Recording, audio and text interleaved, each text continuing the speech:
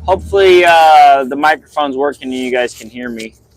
As soon as somebody hops on the live stream, will message me in the chat and let me know if it's working. So today I just kind of wanted to do a basic question and answers. If you guys have any questions about dump truck business, I can pretty much give you my best opinion on,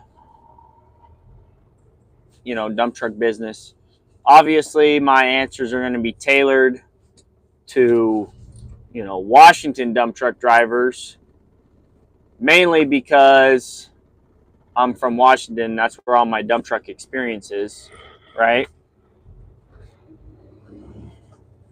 So that's what I would say. A question I got the other day was, I got it in my Facebook Messenger. Somebody asked me, Brian, basically they said, what dump truck should I get if I can afford, whatever basically they said, if the sky was the limit, which one should I get, basically. Can you guys hear me all right? Is there good audio this time, or just let me know in the chat? No trolls either. Don't be trying to troll me.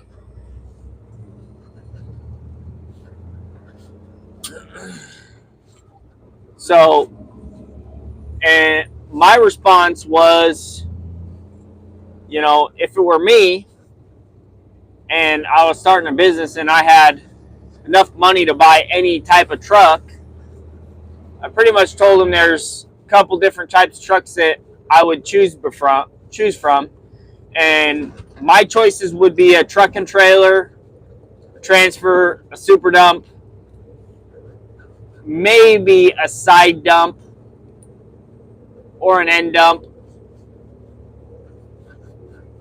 But my top three would be truck and trailer, super dump, or transfer. And I would say it would be depending on where I see my business going in the future, right? Who my customers are, what type of work do I enjoy doing, and that would basically tailor to whatever truck I buy, right? Like, obviously, if I buy a truck and trailer, I'm not going to be doing a whole lot of paving, right? Because in Washington, you just don't do a whole lot of paving with the truck and trailer. You can do paving with the solo dump truck. There's always parking lots and, small projects like that need to have a big need for solo dump trucks, right? But the best option, like if you want to do only paving, your best option would be a super dump.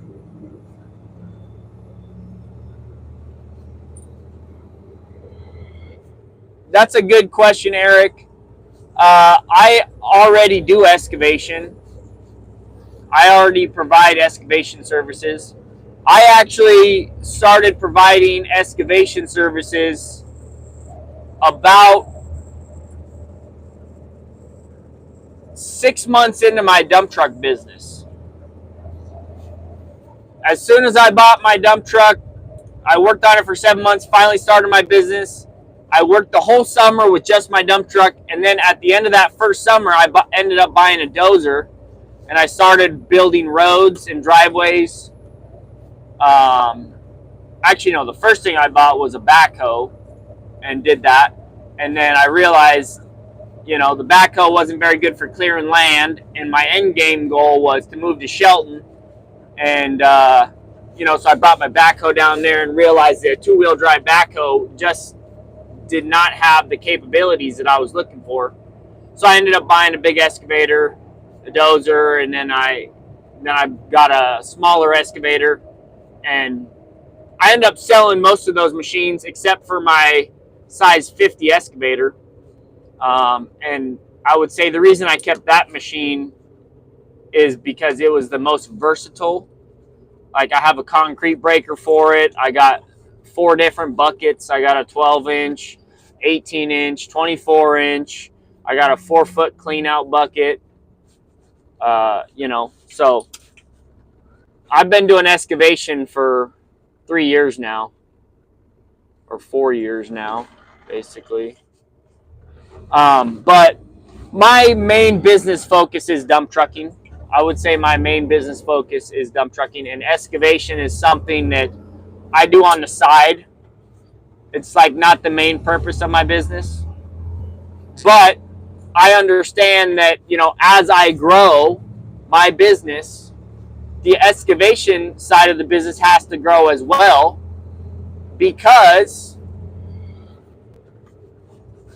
it's a way of being more self-sufficient, right? As a rental dump truck business, a lot of your work comes from excavation contractors.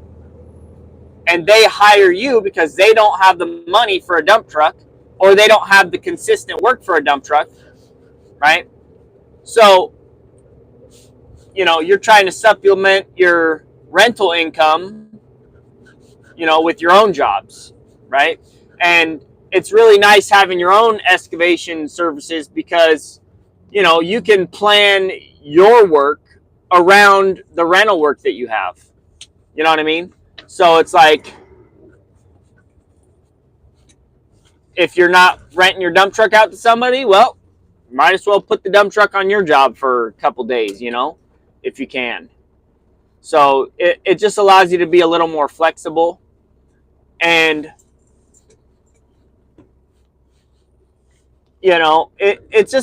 it makes so much more sense to me to be versatile, be able to accept different types of revenue streams, right? If you just do one thing, then you kind of have to specialize in that one thing, and you can get a lot of work from that, but, at the end of the day, everybody wants more. You're trying to be more productive. So how do you become more productive? Well, let me buy an excavator so on the weekends when the quarry isn't open, I can be doing stuff like that, or, in my case, one of the main reasons why I bought the backhoe to begin with wasn't even really for the business. It was because I had some property in Shelton and I wanted to clear some land so I could build a house down there, and grow into that property. That was one of the other reasons for buying a piece of machinery. It wasn't necessarily just for the business. It was, I got some stuff I need to get done, and the business is gonna, allow me to do that.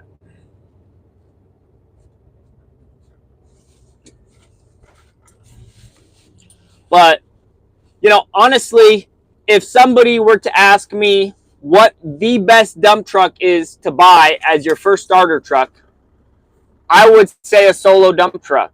At least a triaxle or a dump truck with a single drop axle. And I would say that because, that's kind of where I started, and you learn so much about the dump truck industry. And I would say, it's cheaper than getting a truck and trailer, right? You can always get a trailer. Let me rephrase that. So if you buy a solo truck, buy one that's already set up for a pup trailer. That's what I would do. I would not buy, unless you don't do pup trailers in your state, obviously. Some states, they don't have trailers, and they just, they're allowed to haul 20 tons on a single axle or whatever.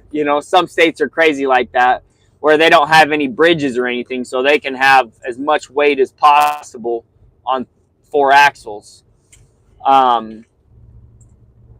Like places like Washington, California, these more progressive states, we have a lot of big infrastructure, and it can't really support all that weight on a couple axles, so they make you spread the weight out, That's called the bridge law, right? And that allows you to haul more weight without damaging the infrastructure, the bridges, the roads, all this other stuff, right? In a lot of other states where they don't have those bridge laws, it's because the amount of traffic that they have is considerably less than states like Washington and California, right? So there's a lot less wear and tear on the roads and the highways. So they're allowed to haul more weight and they're allowed to do more damage to the roads because there aren't as many people using the roads, right? So kind of equals out.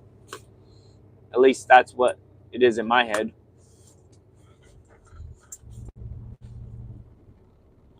But for a first dump truck for a business, I would go with the solo dump truck, you know, that's set up to haul a pup trailer.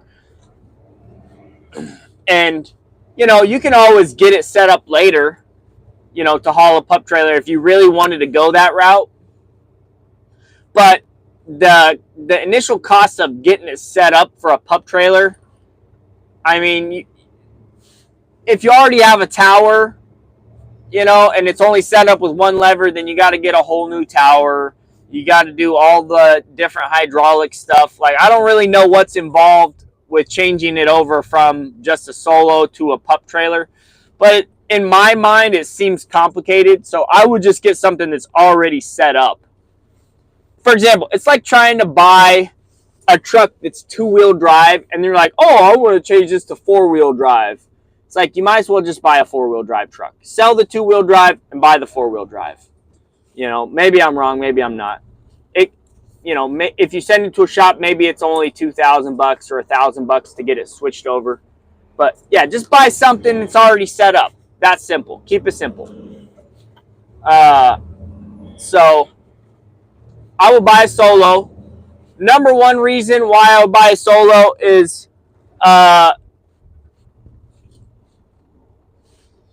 there's a lot of demand for solo dump trucks from small-time contractors, and there are more small-time contractors than there are big contractors, right? So, like, let me give you an example. There's probably at least 20 excavation contractors in, like, almost within the city limits of Shelton, maybe more. You know, but if you go to actual like builders or actual like, you know, developers, there's none, right? In Shelton, you know, you have to go out of Shelton to Pierce County to find a big developer, right? And then, you know, so it's a lot easier to get your foot in the door with some smaller contractors than it is to get your foot in the door with one of these big contractors.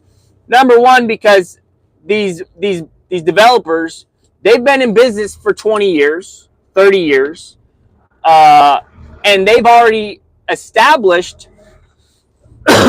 their business contacts, right? So getting your foot in the door with one of them is going to be more difficult than getting your foot in the door with somebody who's been running a small-time excavation business for 5 years. You know, they know that they need a dump truck here and there, and you know, but they don't need one full time. These big developers, they already have their numbers down to the decimal point, right? So they watch every single penny. I've been on job sites where they literally pay a person to keep track of when the trucks show up and when they leave, when they dump their load, like what truck is he in the queue. Like, that's literally how much they don't care about you. They only care about the numbers, right? For them, it's numbers. Your personality doesn't matter, you know, other than the fact that they know when they call, you show up, right? And, you know, those developers, that's the way it works, you know. They have one or two guys on call that they always call, and you know, it's generally the guy that, you know, gives them the cheapest rates, you know. And the reason it's that way is because they basically say, like, hey, if we're going to give you this amount of work, you got to give us a deal, right? If we're going to keep you busy, you know, there's some give and take. That's just the way it works, you know. I've had people ask me all the time, like, hey, Brian, like, well, what if I keep you busy this long? What's the rate then? And it's like, well, for me personally, the rate stays the same. But a lot of people out there, they will change their rate depending on how long the work is, right? So some guys, if, you know, the project's going to go for a month, they'll adjust their rate down $5 an hour, you know, or whatever they do. You know, me personally, I don't do that. That's why I never really got on with a lot of big developers, because I'm not the type of guy that, you know, for that consistency, I don't really want to, you know, I don't mind calling people for work. So it's a little bit different for me. And then, so another reason why I would start out with the solo dump truck is because you get to work with some dispatchers, you know, guys that have been in the industry for a long time, and they've already established their contacts, and you get to really see what the industry is really like. You know, if you go straight into buying a truck and trailer, chances are you're not going to really see that side of the industry as much. You know, it'll still be there, but not like if you're a solo dump truck. There's a little bit more drama in the solo dump truck versus the big truck game, you know. And when I say big truck, I mean like truck and trailer, super dump, side dump. The way it works is, you know, the more dirt you haul, the less, it seems like the less drama. At least that's my personal experience. I feel like there's been less drama for me ever since I moved up to a super dump truck versus just the solo.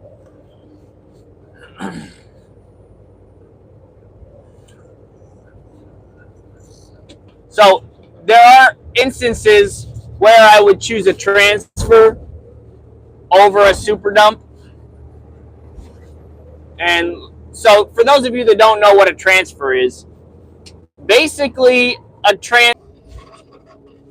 okay, so the reason I would select a transfer over like a super dump per se is if I didn't want to hire drivers, if it was just going to be me only for the future, and I was in my 20s, I would do a transfer, because you can make a little more money with the transfer than you can with the super dump, just like a smidge more, not a whole lot more, because you got more tires, you got more registration, you know, your bills are a little bit higher, but you make more money per day, right? So you make a little bit more. But the problem with a transfer is there's a lot of moving parts, right? And you literally, you get to the job site, you find somewhere to park your trailer, you disconnect the trailer, then you go dump your truck, then you back up to the trailer, you transfer the dump box on the trailer into the dump box on the bed, and then you go dump it, then you go back to your trailer, transfer the box back onto the trailer, and then you go back to the rock quarry to fill up.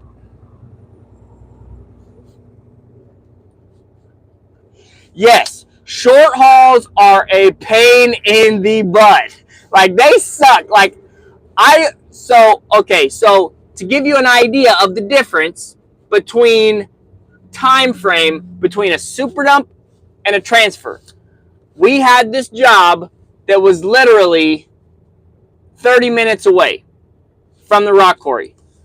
I did double the loads, right? So he's hauling 30 tons and I'm hauling 25. But at the end of the day, I did double the amount of loads. I did 7 loads to his 3 loads, right? So the amount of tons that I hauled was significantly higher than the amount that the transfer hauled, right? So you got to ask yourself, where's the diminishing returns line? Like, when is it just better to have the transfer over the super dump? And my opinion is, if you are between the 3 to 4 loads in a shift, that's when it pays to have a transfer over a super dump. Like, generally speaking, if you're doing, 4 loads in a day, the super dump is not going to be fast enough to get more loads in to make up for the smaller amount of tonnage that you're hauling, if that makes sense. Right? So if you're on average doing, 3 loads in a day, then the transfer would be the ideal option, because you get out of your truck, you get a little bit exercise, and you get the same amount of weight in. Yeah, they don't have, like, there's almost no live bottoms, like, except for, like, agricultural stuff. Like, if they're hauling potatoes or stuff, yeah, they don't have the live bottoms here like they do in other states. I don't know why, because it's kind of a cool little thing, where you're talking about the conveyor ones, right? Not like the belly dumps. I'm assuming you're talking about the conveyor ones, the ones that have the bottom that, like, kind of just conveyor the dirt out or whatever, or the asphalt or whatever's in there. Yeah, they don't have those a lot in Washington.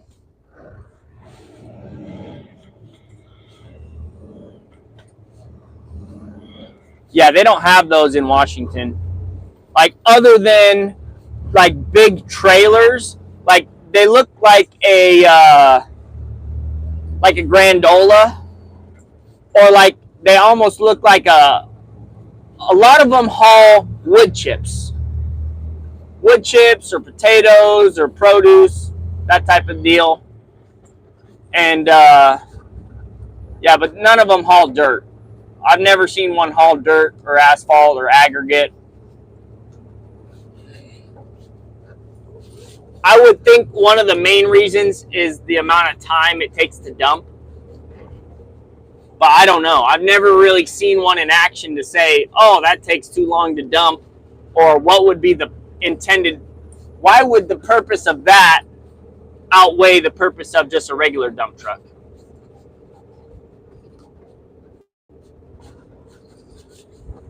I can see how it would be beneficial because of all the power lines and stuff. That would be useful because you don't have to tip up, right? So you just back up and just start feeding the paver or whatever. That would be, I can see that being very useful in that aspect. And I'm assuming one of the main reasons we don't have those is because the manufacturers don't manufacture them, right? Nobody's went to a manufacturer of bodies and said, hey, I want a live bottom super dump so I can back up to a paver and not have to lift my box. I'm assuming that's probably the main reason, is none of the owners have spoke up and said, hey, I think this could be a real seller or selling point. They've started to do, like, one of the things that's kind of slightly picking up popularity is the roll-off truck with the dump box on it. Like, I've seen a lot of, like, 2 or 3 excavation contractors buy these fancy dump trucks where the box, it can actually be a dump truck or it can be a roll-off. like they just, you know, roll it off and then just dip out and leave the box for somebody to fill it. I've seen those. For me, personally, the use case would not really, I don't see how that would be much better than having just a regular dump truck for my use case. But if I'm an excavation contractor, I could see how that could possibly be a little more useful. You know, if you're doing a demo job and you want the truck to haul something else while you're loading a box, then, you know, just drop it off and dip. Stupid idiot. You know what's so annoying is when you flip on your turn signal and then automatically they zip over into the other lane. It's like, dude, I was literally getting over so you could pass. Now you just defeated the whole purpose of me getting over. Like, that's so annoying. Like, people, the amount of patience they have is like this much. And it's all because of TikTok and YouTube and all those other shorts. Like, people's attention and patience is zero. Okay, so, but if money wasn't a thing, I would say, yeah, get the bigger truck. Get the super dump. Get the truck and trailer. You know, I like the idea of a side dump because you can always just drop the trailer and pick up a flatbed. You know, that the idea of a side dump sounds so cool to me. But at the same time, you know, flatbed drivers don't make as much money as dump trucks. I'm almost positive about that. Like, I don't know for certain, but like, I don't think they make that much money. I could be wrong. I just don't know the business enough to be like,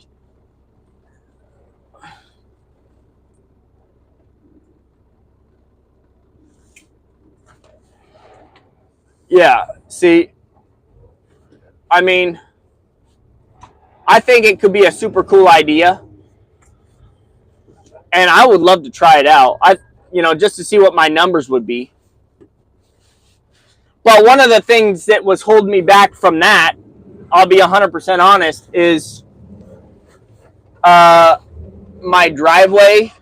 Top tier truck. What's up?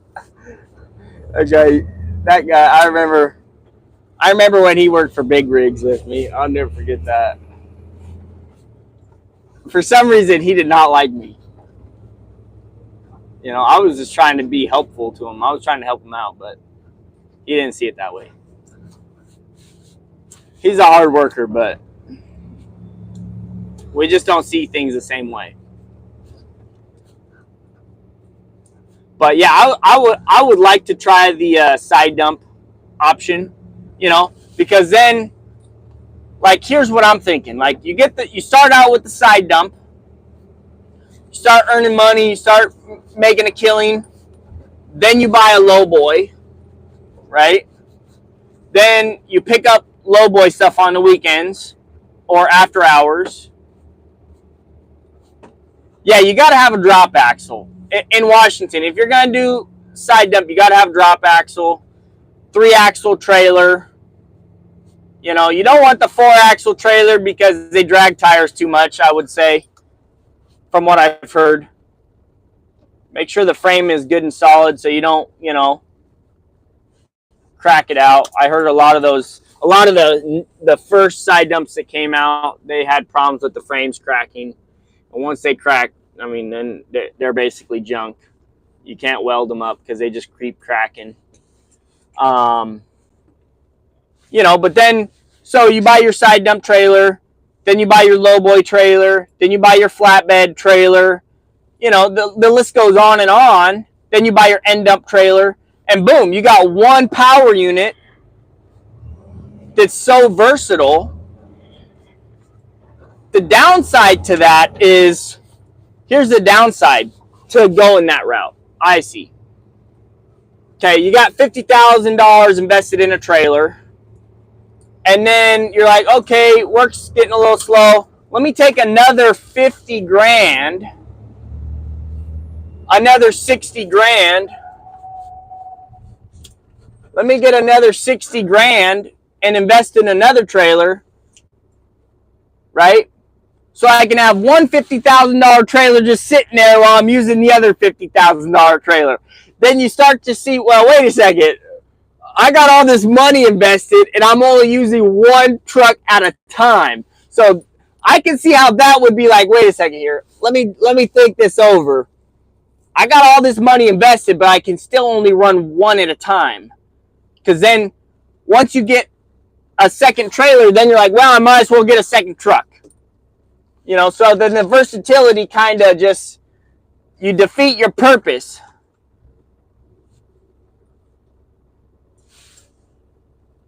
And the nice thing is the trailer can just sit there and it doesn't really degrade as much as if you have a second truck and the second truck's just sitting there, right?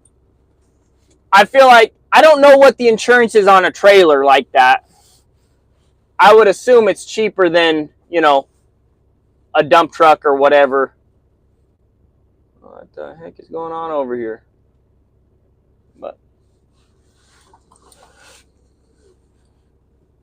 But I don't know. I personally really like the solos. I would do a solo truck if I were just starting my business. That's what I would do. But anyways, guys, thanks for tuning in. I'm gonna catch you guys later. I'm gonna be pulling up to the job site pretty soon here. So yeah, I would assume the insurance is way cheaper. So because you can tell them like, well, I got all these trailers and they just sit here in the yard the whole time. But anyways, thanks for tuning in, guys. I gotta go. I'm getting ready to pull up to the job site, talk to the foreman. So I'll catch you guys on the next one.